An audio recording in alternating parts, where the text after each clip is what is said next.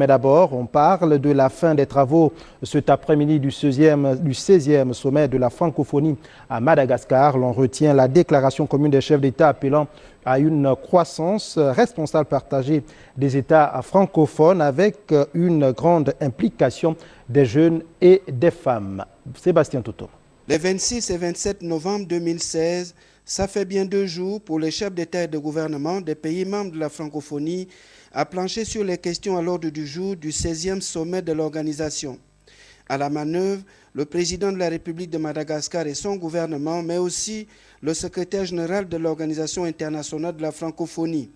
La francophonie, ça fait 80 pays et gouvernements, un 16e sommet qui aura permis de dire ici à Madagascar que la croissance des États francophones doit être responsable et partagée par tout le monde. 48 heures de travaux, Antananarivo a eu sa déclaration, fruit du consensus. Le document réaffirme l'importance à accorder plus que par le passé à la jeunesse et à la femme dans les mises en œuvre des politiques de développement des États francophones. Le Gabon est dans cette vision. Sur les orientations du chef de l'État, le pays a participé activement à enrichir les réflexions pour des actions porteuses de développement en zone francophone.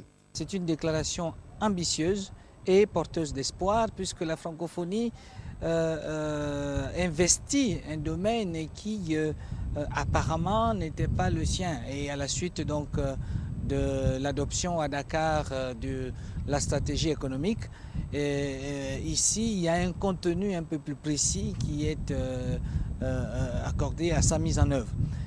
Bien entendu, le Gabon a apporté sa contribution et le président de la République était là hier pour prendre part aux travaux. Oui, le Gabon a présenté une résolution portant promotion de l'égalité femmes-hommes, des droits et de l'autonomisation des femmes et des filles.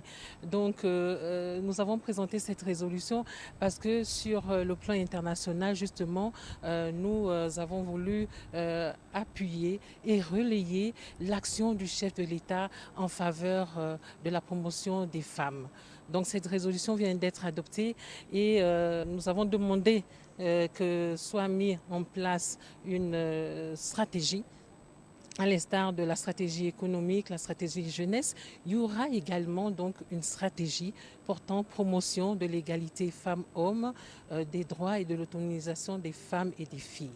Tombé de rire donc sur ce 16e sommet, Madagascar aura tout donné pour sa réussite, reconnue par tous les chefs d'État.